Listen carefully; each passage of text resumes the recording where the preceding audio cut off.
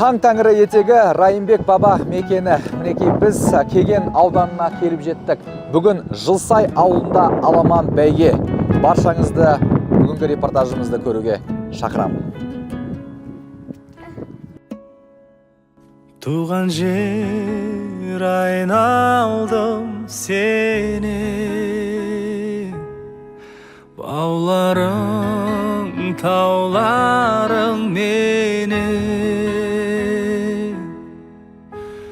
Бабаларым аңсаған мекен, туған жерім айналдым сенің қасиетіңнен. Туған жерім, бабаларым аңсаған мекен, туған жерім айналдым сенің қасиетіңнен. Туған жерім. Бүгін 9 мамыр жеңіс күнінің 80 жылдығына орай Жылсайда, яғни біздің ауылымызда бүгін осы жерде парад өтеді. Бұдан бөлекте көптеген шаралар, игі шаралар өтеді. Бабаларым аңсаған мекен, туған жерім айналдым сенің қасиетіңнен. Туған жерім, өшірген киелі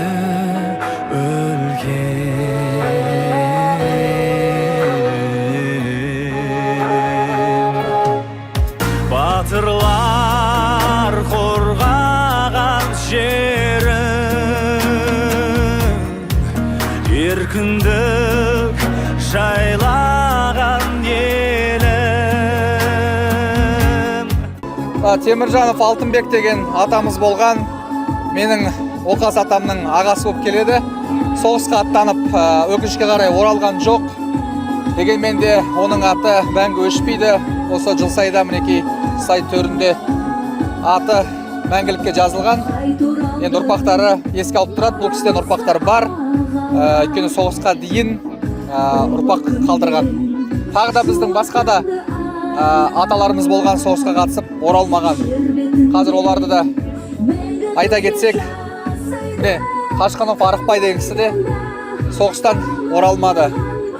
Өкінішке қарай ұрпақ қалмады десек те міне мәңгілікте жүрегімізде. Ар жақта қаза тапқандардың тізімінен 2 атамды көрсеттім ғой, ал енді соғыстан оралып үлкен әулет болған Оқас атамыздың бейнесі осы жерде. Мінекей Теміржанұлы Оқас 1912 жылы дүниеге келген, 1979 жылы дүниеден озды.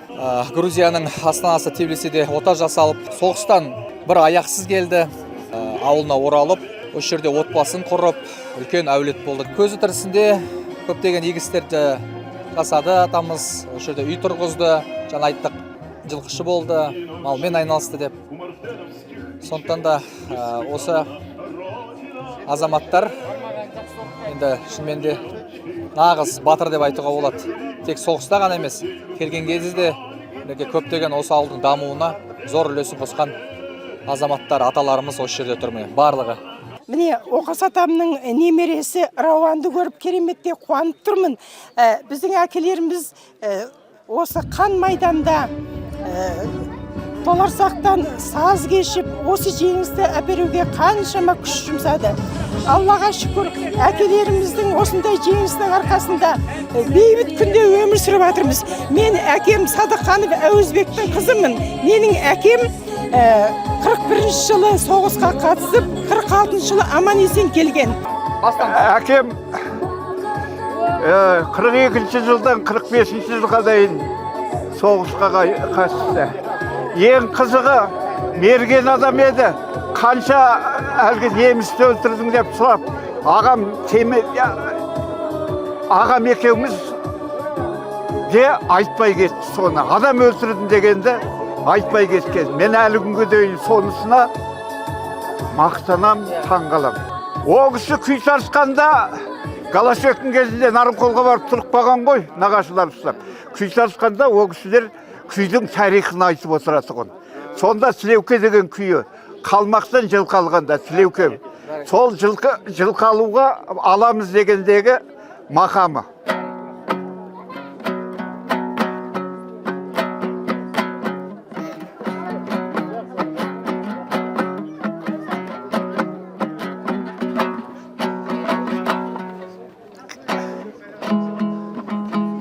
Ағайындармен ақылдасып жатқан дейсіз.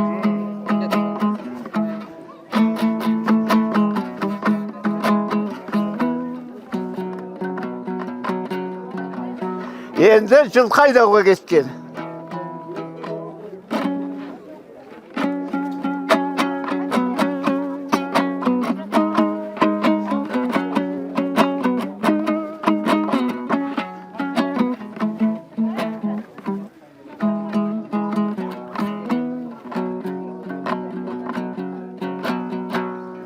Содан енді жылқы алған кездеді.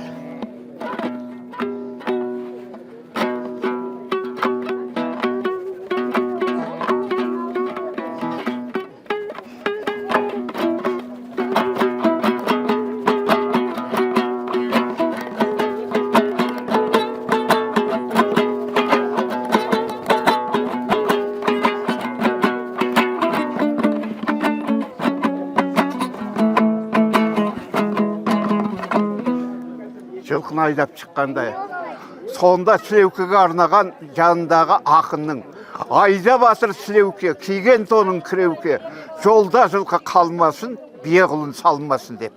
Әбсетаров Сәрсен құлағамыз қызмет бабымен Нарынқолға келгенде менің әкемнің қуанғанында шек жоқ. Соғысқа қатысқандар ғой.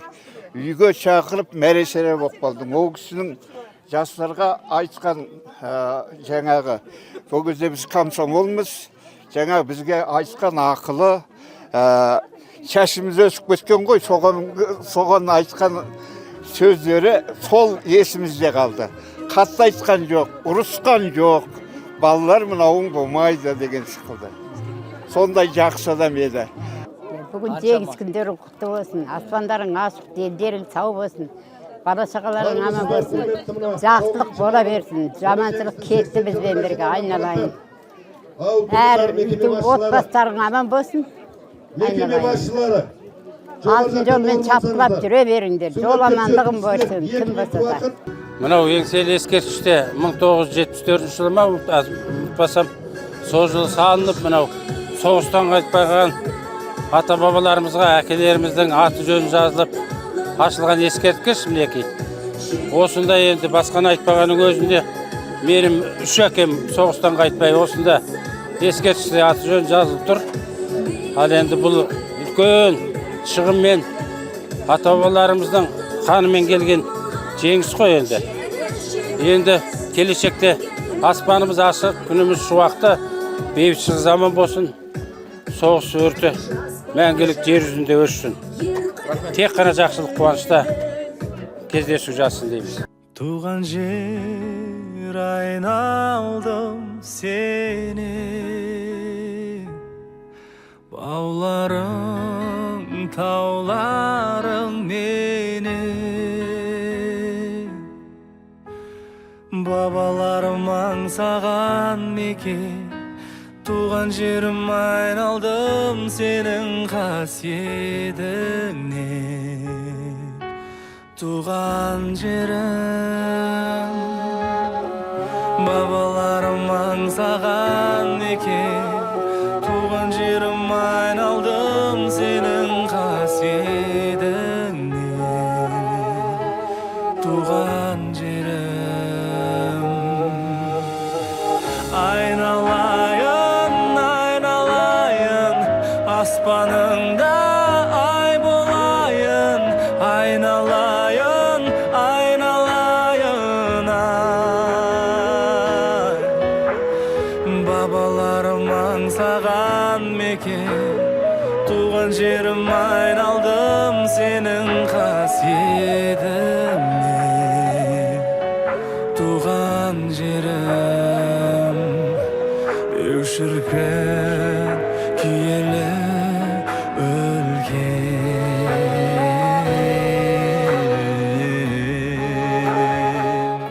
Ұлы жеңістің 80 жылдығы міне 80-ші көктемін атып жетті.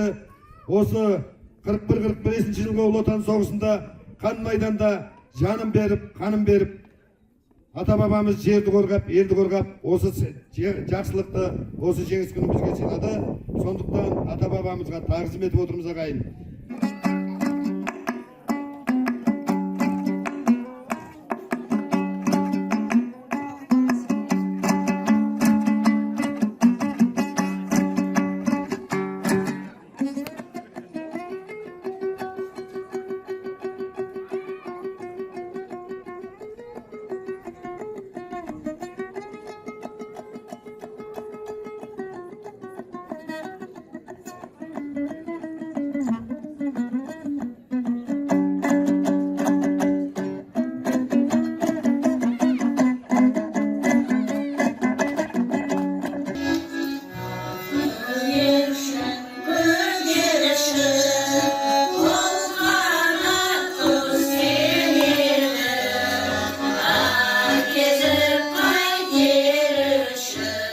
Туған жер айналдым сені, бауларың, тауларың мені. Бабаларым аңсаған мекен, туған жерім айналдым сенің қасиетіңнен. Туған жерім, бабаларым аңсаған мекен, туған жерім айналдым сенің қасиетіңнен. Туған жерім, айналайын, айналайын, аспаныңда ай болайын, айналайын.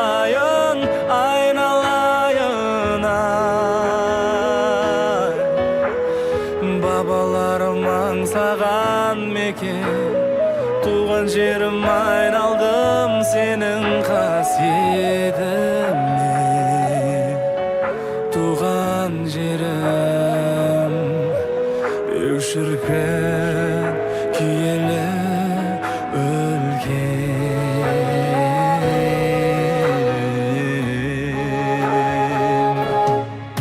Батырлар қорғаған жерім,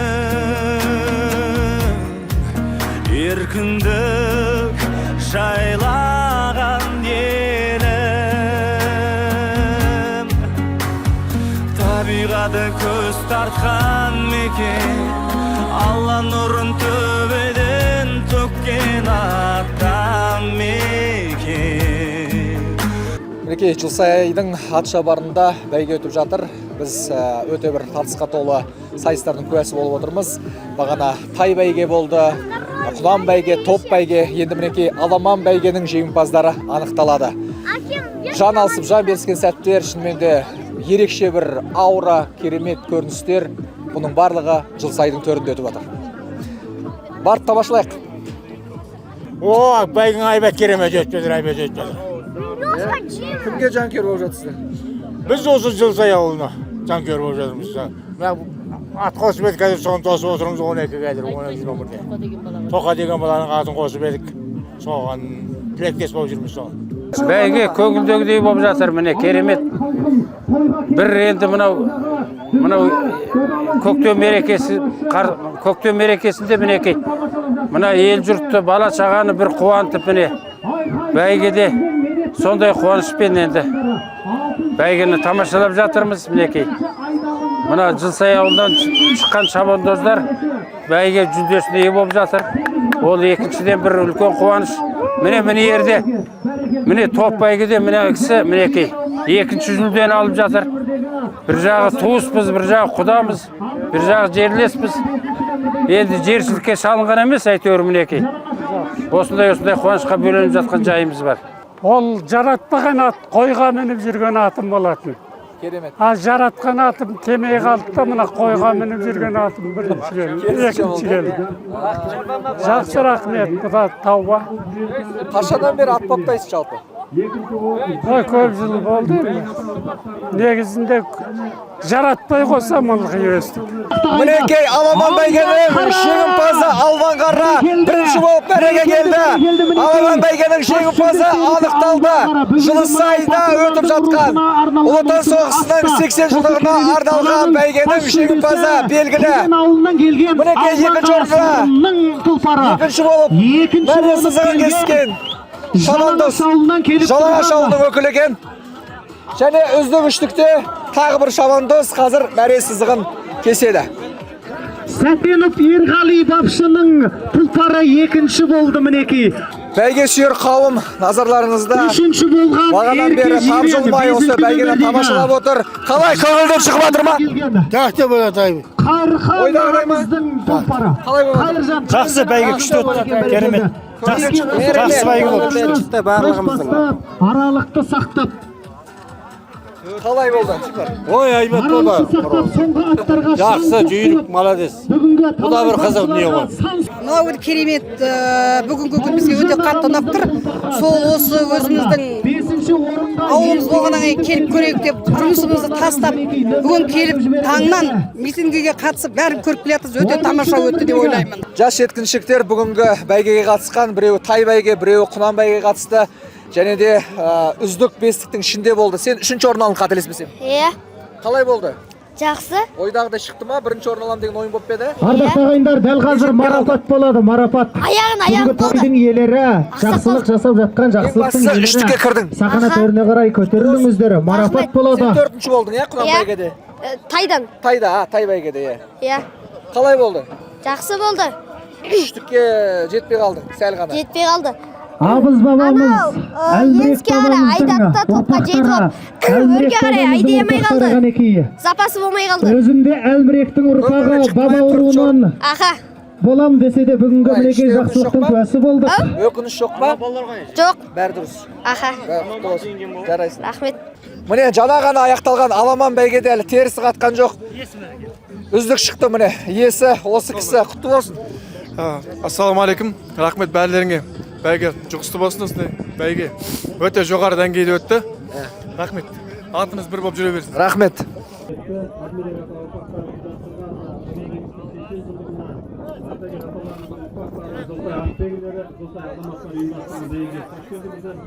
Бүгінгі жарыстың осындай үлкен деңгейде ұйымдастырып, демеушілік көрсетіп жатқан азаматтарға алғысымызды білдіреміз.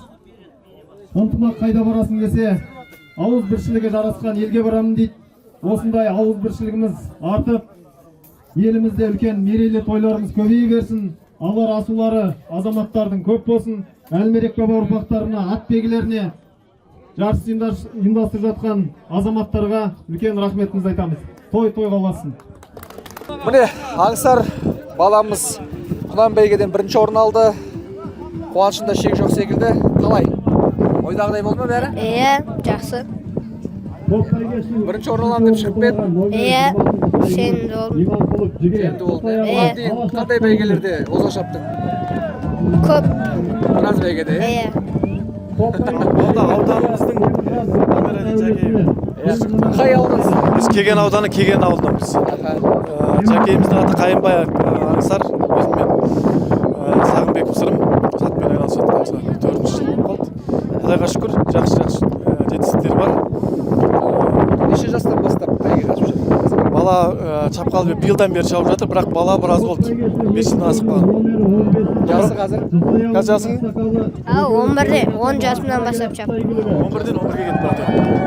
Құтты болсын. Мен айтқаныңыз келсін. Қалай өтті бәйге? Көңілден шықты ма? Күшті өтті.